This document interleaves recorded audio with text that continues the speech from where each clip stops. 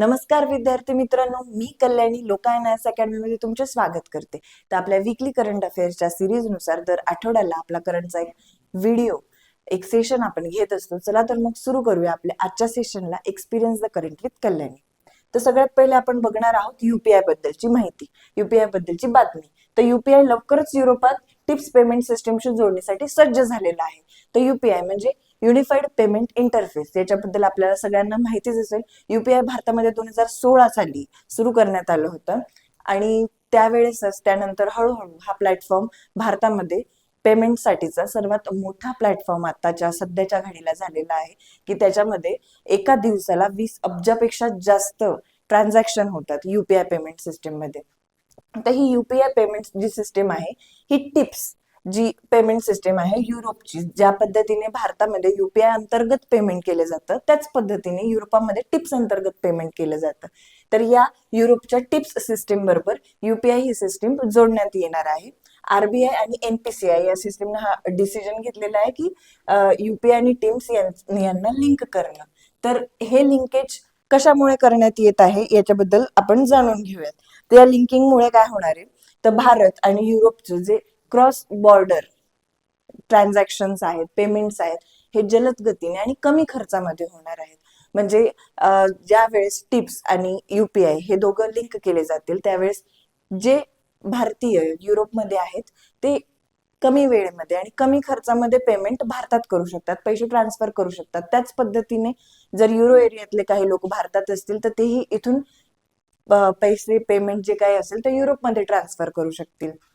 त्याचनुसार त्याच्यानंतर जे काही पर्यटक युरोपमध्ये गेलेले असतील ते त्यांना तिथे कॅश किंवा कार्ड या सर्व गोष्टींची पेमेंट करण्यासाठी गरज नाही पडणार. ते डायरेक्ट आपले जे भारतीय ऍप्स आहेत, युपीआय पेमेंट आहे, त्याच्या थ्रूच तिथे QR कोड स्कॅनरद्वारे पेमेंट करू शकतील. त्याच्यामुळे स्टुडंटसाठी पण ही गोष्ट फार इझी होणार आहे की तिथे त्यांना कॅश कार्ड या सगळ्या गोष्टी कॅरी करण्याची गरज नाही पडणार आहे. युपीआय आणि टिप्सच्या लिंकेजमुळे या सगळ्या गोष्टी सहज शक्य होणार आहेत. चला तर मग त्याच्याबद्दलची पुढील माहिती आपण अजून जाणून घेऊयात. तर एकूण 8 देशांनी युपीआय स्वीकारलेला आहे. 2016 मध्ये सुरुवात झालेली आहे युपीआयची. 8 देश कोणते कोणते ज्यांनी युपीआय स्वीकारलेला आहे, तर Bhutan, Nepal, Mauritius, Singapore, Sri Lanka, France, संयुक्त अरब अमिरात, त्रिनिदाद आणि टोबॅगो या देशांनी युपीआय स्वीकारलेला आहे. त्याच पद्धतीने युपीआय आणि टिप्स हे पेमेंट सिस्टम एकमेकांशी जोडण्याचा एक भारताचा हा उद्देश पण होता की आपला जो रुपया आहे ही हार्ड करन्सी नाही. हार्ड करन्सी म्हणजे जसं डॉलर झाला किंवा युरो झाला, हे सगळे हार्ड करन्सी आहे, यांना महत्व आहे जागतिक बाजारामध्ये. त्या पद्धतीने रुपयाला अजून तितकंसं महत्व नाही. पण या माध्यमातून युपीआय टिप्स या माध्यमातून युपीआय जो रुपया जो आहे हा ग्लोबली पोहोचू शकेल. त्याच्यामुळे सुद्धा हे लिंकेज आहे. पुढे बघूया, युपीआय स्वीकारणारा पहिला देश कोणता होता, तर नेपाळ हा युपीआय स्वीकारणारा पहिला देश होता. युपीआय स्वीकारणारा पहिला युरोपियन देश फ्रान्स होता. युपीआय स्वीकारण्यामागे, इतक्या देशांनी युपीआय स्वीकारण्यामागे एक महत्वाचं कारण हे पण आहे की युपीआय खूप एक तर इझिली पेमेंटही होतात, त्याच्यानंतर 24/7 तुम्ही 24 तास कधीही कुठेही पेमेंट करू शकतात. त्याच्यामुळे खूप इज ही सिस्टीम देते. युपीआय स्वीकारणारा पहिला आफ्रिकी देश कोणता, तर नामेबिया.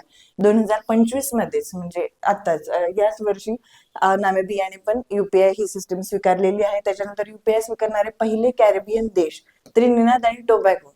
हे टोबॅगो प्रजासत्ताक हे कॅरेबियन देश आहेत पहिले ज्यांनी युपीआयचा स्वीकार केलेला आहे. अशा पद्धतीने युपीआय आणि टिप्स बद्दलची माहिती आपण जाणून घेतली. आता पुढे जाऊयात. तर कर्नाटकने बंगळुरू टेक समिट मध्ये भारतातील पहिल्या क्वांटम सिटी च्या ब्लू प्रिंटचे अनावरण केलेले आहे. क्वांटम सिटी सध्या जो पूर्ण जी जागतिक सिस्टीम आहे ती बायनरी मध्ये आहे, म्हणजे 0 आणि 1 मध्ये वर्क करते. पण आता इथून पुढे क्वांटम टेक्नॉलॉजीद्वारे ह्याच्या क्वांटम टेक्नॉलॉजीद्वारे ही जी सिस्टीम आहे ही बदलल्यामुळे हेड आणि टेल हे एका दिशेने आल्यामुळे लाखो किंवा आपण हजारो किंवा लाखो कॉम्बिनेशन्स याच्यामध्ये आपण ट्राय करू शकतो, ज्याच्यामुळे याच्यामध्ये हेल्प होणार आहे. औषध निर्माण शास्त्रामध्ये बऱ्याचदा काय होतं, ज्यावेळेस एखादं नवीन औषध तयार केलं जातं तर तिथे हजारो लाखो मॉलिक्युल्स असतात, तर त्यांचं एवढ्या टेस्ट घेणं शक्य नसल्यामुळे या कॉम्बिनेशन्सद्वारे हे सगळं करणं शक्य होणार आहे.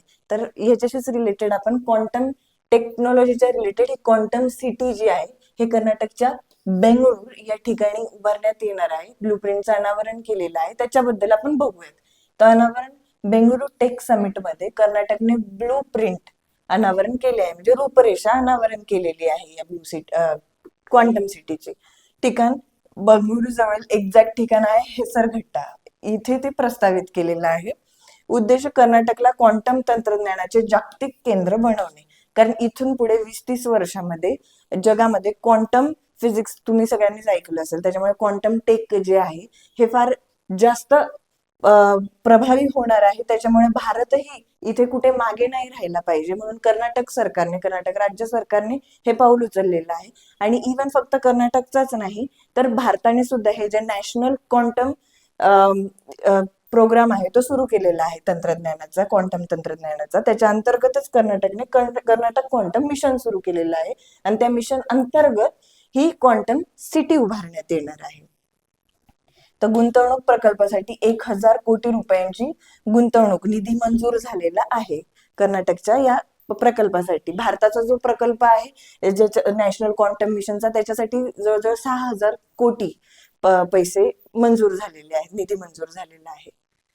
समावेश यात प्रगत संशोधन प्रयोगशाळा, क्वांटम हार्डवेअर पार्क, क्रायोजेनिक सुविधा, क्वांटम क्लाउड, डेटा क्लस्टर्स आणि स्टार्टअपसाठी विशेष क्षेत्र असणार आहे. स्वरूप काय असणार आहे तर संशोधन, उत्पादन आणि उपयोजन यांना जोडणारी एंड टू एंड क्वांटम परिसंस्था, अशी एक एंड टू एंड इकोसिस्टीम जी आहे ती तयार करणं एकाच ठिकाणी, हे उद्देश आहे, हे ध्येय आहे या प्रकल्पाचं. त्याच्यामुळे IT पार्क, संशोधन संस्था, कारखाने, स्टार्टअप, ट्रेनिंग पार्क हे सगळं एकाच ठिकाणी यायला हवं, या उद्देशाने ही क्वांटम सिटी जी आहे ती तयार करण्यात आली आहे, तो प्रकल्प तयार करण्यात आलेला आहे. पुढे जाऊयात. तर इंडिया पोस्टने IIT दिल्ली येथे त्यांचे पहिले जनरेशन झेड थीम असलेले पोस्ट ऑफिस सुरू केलेलं आहे. तर पोस्ट ऑफिस म्हणल्यावर सगळ्यात पहिले आपल्या डोळ्यासमोर काय येतं ते म्हणजे एकदम लांब रांगा, त्याच्यानंतर काउंटरवरचं फॉर्म भरणं, या सगळ्या गोष्टी. पण आता भारत सरकारने नवीनच एक जेनझी थीम असलेलं पोस्ट ऑफिस सुरू करण्याचा मानस घेतलेला आहे. त्यांच्या मते की आता जर जेनझीस आलेले आहेत सगळीकडे, जेनझीस कसे जरा इंस्टाग्राम वगैरे वापरणारे, सोशल मीडिया जास्त वापरणारे, जरा चिल कूल आहेत, तर त्यांच्यासारखं वातावरण नसलेलं, जिथे ते कम्फर्टेबल असतील अशा टाईपच पोस्ट ऑफिस पण बनवायला हवं. म्हणून IIT दिल्लीने पहिलं त्यांचं जनरेशन झेड थीम असलेलं पोस्ट ऑफिस सुरू केलेलं आहे. इंडिया पोस्टने IIT दिल्ली इथे सुरू केलंय. वैशिष्ट्य काय की हे देशातलं पहिलं जेनझी थीम पोस्ट ऑफिस आहे. लक्ष काय तर तरुण पिढीला आधुनिक डिजिटल सेवा देणे. तर हे जे इंडियन पोस्ट ऑफिस त्यांनी जे सुरू केलेलं आहे IIT दिल्लीमध्ये, तर त्यात एकदम कॅफेटेरिया सारखा जो एरिया आहे, कॅफे सारखा, अशा पद्धतीचं त्या पोस्ट ऑफिसचं त्यांनी इंटेरियर डिझाईन वगैरे केलेलं आहे. त्याच्यानंतर IITचे जे स्टुडंट आहे IIT दिल्लीचे, त्यांनीच तिथलं सगळं इंटेरियरचं डिझायनिंगचं काम केलेलं आहे. सगळं QR कोडवर तिथे सगळा व्यवहार चालणार आहे, UPI द्वारे पेमेंट करणार आहे. ते कम्प्लीट डिजिटल असणार आहे, जे जेनझीस नुसार तयार केलेलं आहे. डिझाईन IIT विद्यार्थ्यांच्या मदतीने तयार केलंय. आकर्षक आणि युवा केंद्रित असा वेगळा नवीन जो लुक आहे तो या पोस्ट ऑफिसला देण्यात आलेला आहे. मुख्य सेवा QR कोड आधारित बुकिंग, पूर्णपणे डिजिटल कॅशलेस व्यवहार होणार आहे. स्पीड पोस्ट वर विद्यार्थ्यांना सवलत पण मिळणार आहे. सहभाग स्टुडंट फ्रँचायझी मॉडेल अंतर्गत विद्यार्थ्यांचा सक्रिय सहभाग. विस्तार 2025 पर्यंत 46 विद्यापीठ कॅम्पसमध्ये विस्तार करण्याची योजना आहे. पुढे बघूया. तर राष्ट्रपतींना विधेयकांच्या मंजुरीसाठी डेडलाईन देता येणार नाही. राष्ट्रपती आणि राज्यपाल यांना हे जे विधेयक मंजूर करतात, पास करतात, त्यांच्याकडे आर्टिकल, राज्यपालकडे कलम 200 नुसार अधिकार आहे की विधेयकावरचे त्यांचे अधिकार मेन्शन केलेले आहे आर्टिकल 200 मध्ये राज्यपालाची, की ते एकतर विधेयकाला मंजूर करू शकता किंवा विधेयकाला नकार देऊ शकता किंवा पुनर्विचारासाठी परत प्राप्त करू शकतात. पण गेल्या काही वर्षामध्ये झालं काय की बरेचदा राज्य सरकार जे विधेयक मंजूर करून राज्यपालाला पाठवते, तर राज्यपाल त्याच्यावर काही निर्णय न देता, काही पुनर्विचारासाठी न पाठवता ते विधेयक तसेच पडून देऊन ठेवलेले. त्याच्यामुळे केंद्र आणि राज्य हा जो संघर्ष आहे हा फार जास्त वाढला. मग हे सगळे जे खटले आहेत ते तामिळनाडूचा खटला झाला, महाराष्ट्राचा पण झाला, हे सगळे खटले सुप्रीम कोर्टमध्ये जायला लागले. आणि सुप्रीम कोर्टनेच आधी हा निर्णय दिला होता की जे काही विधेयक राज्यपालाने रोखून ठेवलेले आहे त्यावर 3 महिन्याच्या आत त्यांनी निर्णय द्यावा किंवा काहीतरी ऍक्शन घ्यावी. पण हाच सुप्रीम कोर्टने स्वतःचाच घेतलेला निर्णय पुन्हा डावलून एक नवीन आता सुप्रीम कोर्टने म्हणलेलं आहे की राज्यपाल आणि राष्ट्रपतींना विधेयकांच्या मंजुरीसाठी डेडलाईन देता येणार नाही. ती डेडलाईन कोणाला देता येणार नाही, तर ही डेडलाईन सुप्रीम कोर्टला, न्यायालयाला देता येणार नाही. कारण आपल्या राज्यघटनेत असं कुठेही मेन्शन केलेलं नाहीये, सांगितलेलं नाहीये की राज्यपाल आणि राष्ट्रपतींनी कधी किंवा किती वेळामध्ये ते विधेयक मंजूर करून पाठवावं. त्याच्यामुळे न्यायालय फक्त या अंतर्गत मदत करू शकतं किंवा सल्ला देऊ शकतं राज्यपालांना, राष्ट्रपतींना की तुम्ही लवकरात लवकर हे विधेयक पास करावं, पण निर्णय देऊ शकत नाही की तुम्ही या कालावधीतच हे पास करावं. तर याच्यावर आपण बघूयात जरा की सर्वोच्च न्यायालयाचा महत्वपूर्ण निर्णय की विधेयकांना स्वतःहून मंजुरी देण्याचा कोणताही अधिकार कोर्टाला नाही, परंतु विलंब झाल्यास वाजवी वेळेत निर्णय घेण्याचे देणार निर्देश. स्वतःहून मंजुरी म्हणजे काही लोकांचं असा पण हे होता, त्यांनी केलेला तर्क की जर विधेयक पडून राहते, जर जास्त कालावधीपर्यंत विधेयक पडून राहते तर त्याला आपोआप मंजुरी भेटते किंवा न्यायालयाने सांगितले तर मंजुरी भेटते. पण हेच पुन्हा कोर्टाने सांगून दिलंय की नाही, हे स्वतःहून मंजुरी असं कुठेही दिलेलं नाहीये पूर्ण संविधानामध्ये. त्याच्यामुळे न्यायालय पण याच्या बाबतीत फक्त निर्णय घेण्याचे निर्देश देणार आहे, पण एक्झॅक्ट डिसिजन नाही ऐकवणार आहे की एवढ्या एवढ्या वेळेमध्ये तुम्ही द्यायला पाहिजे निर्णय. तर अशा प्रकारे राज्यपाल आणि राष्ट्रपतींच्या विधेयकाच्या मंजुरीसाठीची डेडलाईन देता येणार नाहीये, हे पुन्हा एकदा स्पष्ट झालंय. पुढे जाऊयात. तर SC/ST समाजातील व्यक्तीचा अत्याचाराने मृत्यू झाल्यास वारसांना सरकारी नोकरी कार्यपद्धती जाहीर. हे यांनी महाराष्ट्र सरकारने हा जो निर्णय घेतलेला आहे SC/ST समाजातील व्यक्तीच्या मृत्यूबद्दलचा, म्हणजे त्यांनी याच्यामध्ये सांगितलेलं आहे की जर एखाद्या SC/ST व्यक्तीचा अत्याचाराने मृत्यू झाला असेल, हे प्रूव्ह व्हायला पाहिजे पण की अत्याचारामुळे त्या व्यक्तीचा मृत्यू झालेला आहे, त्याच्यामुळे त्या व्यक्तीच्या फॅमिलीचं जे नुकसान आहे त्याची भरपाई करण्यासाठी त्या फॅमिलीतल्या एखाद्या व्यक्तीला सरकारी नोकरी देण्यात येईल. म्हणजे अनुकंपासारखं. अनुकंपामध्ये जर ती व्यक्ती सरकारी पदावर कार्यरत असताना किंवा सरकारी सेवेमध्ये असताना मृत्यू पावली तर तिच्या फॅमिलीतल्या एखाद्या व्यक्तीला भरपाई म्हणून, तिच्या मृत्यूची भरपाई म्हणून नोकरी दिली जाते सरकारमध्ये. तर त्याच पद्धतीने SC/ST साठीही हे सुरू करण्याचा निर्णय महाराष्ट्र सरकारने घेतलाय. पुढे बघूयात मेक्सिकोची फातिमा बॉश ठरली आहे यंदाची मिस युनिव्हर्स. कोण आहे यावेळेची मिस युनिव्हर्स? तर फातिमा बॉश. कोणत्या देशाची आहे? मेक्सिको. फातिमा बॉश मेक्सिको ही सध्याची मिस युनिव्हर्स ठरलेली आहे. फार समजून घेण्यासारखं काही नाही. मिस युनिव्हर्स आपल्याला माहितीच आहे की मिस युनिव्हर्स ही अगदी प्रतिष्ठित आणि खूप प्रसिद्ध अशी जागतिक स्तरावरची सौंदर्य स्पर्धा आहे. त्याच्यामध्ये फॅक्च्युअलच डेटा आहे जो काही लक्षात ठेवण्यासारखा आहे. तो ह्याच्यामध्ये काय विचारलं जाईल की मिस युनिव्हर्स स्पर्धा भारताने किती वेळा जिंकली? तर भारताने 3 वेळा जिंकली. कोणी कोणी जिंकलेली आणि कोणत्या वर्षी? तर 94 मध्ये सुष्मिता सेन, त्याच्यानंतर 2000 मध्ये लारा दत्ता यांनी, आणि मग 21 वर्षानंतर 2021 ला हरनाज कौर संधू यांनी, या 3 जणांनी मिस युनिव्हर्सची स्पर्धा जिंकलेली आहे. भारताने आतापर्यंत 3 वेळा जिंकलेली. कोणी कोणी जिंकली? सुष्मिता सेन, लारा दत्ता आणि हरनाज कौर सिंधू. हे लक्षातच ठेवावं लागेल, याच्यात पर्याय नाही तुम्हाला. ठीक आहे, पुढे जाऊया. मिस वर्ल्ड स्पर्धा भारताने 6 वेळा जिंकलेली आहे. मिस वर्ल्ड किती वेळेस जिंकली? तर मिस वर्ल्ड 6 वेळेस जिंकली, जवळजवळ. कोणी 66 मध्ये रीटा फारिया यांनी, त्याच्यानंतर 94 मध्ये ऐश्वर्या राय बच्चन, 97 मध्ये डायना हेड यांनी ही स्पर्धा जिंकलेली आहे. 99 मध्ये युक्ता मुखे, 2000 मध्ये प्रियंका चोप्रा, 2017 मध्ये मानुषी चिल्लर या मिस वर्ल्ड आहेत भारताच्या आतापर्यंत. तर भारताने मिस युनिव्हर्स 3 वेळा जिंकलेली आहे आणि मिस वर्ल्ड 6 वेळा जिंकलेली आहे. आता कोणत्या कोणत्या वर्षी कोणी कोणी जिंकलेली आहे हे लक्षात ठेवा. पुढे जाऊया. बिबट्यांच्या निर्बीजीकरणाला अखेर मान्यता दिलेली आहे. बिबट्यांचं सध्या आपण सगळीकडे बघतो, बिबट्यांच्या हल्ल्याच्या फार जास्त बातम्या येत आहेत. तर फायनली महाराष्ट्र सरकारने बिबट्यांच्या निर्बीजीकरणाला, स्टरिलायझेशनला मान्यता दिलेली आहे. हे कधी केलं जातं की ज्यावेळेस बिबट्यांची संख्या खूप जास्त वाढलेली आहे, गावामध्ये किंवा वस्तीमध्ये बिबट्यांची घुसखोरी जास्त होते. त्याच्यानंतर मानव आणि प्राणी संघर्ष, ज्यावेळेस वन्य प्राणी संघर्ष आणि मानव संघर्ष हा वाढीला जातोय, त्यावेळेस असा निर्णय घेण्यात येतोय. तर फायनली महाराष्ट्र सरकारने बिबट्यांच्या स्टरिलायझेशनला मान्यता दिलेली आहे. त्याच्याबद्दल अजून बघूयात की बिबट्यांची संख्या, मेनली तर हेच रिझन आहे की बिबट्यांची संख्या नियंत्रण करायला पाहिजे. त्याच्यानंतर जुन्नर विभागात सगळ्यात पहिले हा प्रयोग होणार आहे. देशातील पहिला प्रयोग होणार आहे हा पुण्यातील जुन्नर विभागामध्ये. आणि जर इथे हा प्रयोग यशस्वी ठरला तर बाकीचे जे राज्य आहेत ते पण हा प्रयोग त्यांच्या राज्यामध्ये पण करून बघणार आहेत. जुन्नर येथे प्रायोगिक तत्वावर 115 बिबट्यांचं निर्बीजीकरण केलं जाणार आहे. पुणे आणि जुन्नर बफर झोन मध्ये बांबूची भिंत उभारली जाणार आहे. ताडवामध्ये आहे तशी. वैज्ञानिक नाव काय आहे? या बातमीमध्ये लक्षात ठेवण्यासारखं हेच आहे की बिबट्या सध्या फार चर्चेमध्ये आहे आणि चर्चेमध्ये असल्यामुळे त्याचं वैज्ञानिक नाव परीक्षेमध्ये विचारलं जाऊ शकतं. तर त्याचं वैज्ञानिक नाव आहे पॅन्थेरा पायडस, हे बिबट्याचं वैज्ञानिक नाव आहे. आणि सगळ्यात पहिले ही जी स्टरिलायझेशनचा जो प्रयोग आहे तो कोणत्या ठिकाणी केला जाणार आहे? तर जुन्नर या ठिकाणी केला जाणार आहे, हे लक्षात ठेवा.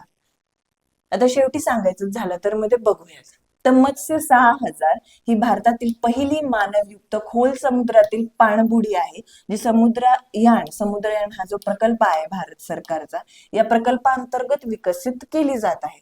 मत्स्य 6000 ही भारताची पहिली मानवयुक्त पाणबुडी आहे. म्हणजे ही मत्स्य 6000 ही जी पाणबुडी आहे ही जवळजवळ समुद्रामध्ये 5,000 ते 6,000 मीटर खोल समुद्रामध्ये ही जाणार आहे. म्हणजे जवळजवळ 6 किलोमीटर खोल समुद्रामध्ये जाणार आहे, जिथे खूप जास्त प्रेशर आहे त्या ठिकाणी जाणार आहे. आणि मानवयुक्त पाणबुडी आहे, म्हणजे ही मानव पण त्या पाणबुडी सकट खाली पाण्यामध्ये जाऊ शकतो आणि कॅपॅसिटी आहे जवळजवळ 3 सदस्य ऍट अ टाइम जाऊ शकतात. टायटॅनियमने ही जी पाणबुडी आहे हिचं जे आतमधली जी ज्या ठिकाणी लोक बसतील ती जी रचना आहे ही टायटॅनियमने करण्यात आलेली आहे. त्यामुळे तेवढं प्रेशर ते सहन करू शकतो टायटॅनियम. तर त्याच्याने बनवलेले समुद्रयान हा जो प्रकल्प आहे भारताचा, त्या प्रकल्पांतर्गत ही पाणबुडी विकसित केलेली आहे. याच्या मदतीने खोल समुद्रामधले जे महत्वाचे खनिज आहेत या सगळ्या गोष्टी, त्याच्यानंतर आपण संरक्षण क्षेत्र ह्याच्यामध्ये सुद्धा या पाणबुडीचं महत्व जास्त असणार आहे. आणि याच्याने भारताची वैज्ञानिक क्षमता सुद्धा सिद्ध होणार आहे. तर मत्स्य 6000 ही भारतासाठी नक्कीच महत्वाची पाणबुडी ठरणार आहे. ही जवळजवळ 12 तास आतमध्ये, पाणबुडी एकदाची खाली गेल्यानंतर 12 तास ही तिथे कार्य करू शकते. आणि जर एकदम इमर्जन्सी असेल की बाहेर येताच येत नसेल तर मदत येईपर्यंत असं 4 दिवस ही पाणबुडी पाण्यामध्ये राहू शकते, 6 किलोमीटर खालीपर्यंत. पुढे बघूयात. नितीश कुमार यांनी 10व्यांदा बिहारच्या मुख्यमंत्री पदाची शपथ घेतली. कोण झालेत आता बिहारमध्ये जे इलेक्शन झाले त्यांचे मुख्यमंत्री? पुन्हा एकदा नितीश कुमार हे मुख्यमंत्री झाले. 10व्यांदा त्यांनी शपथ घेतली मुख्यमंत्री पदाची. पुढे जाऊयात.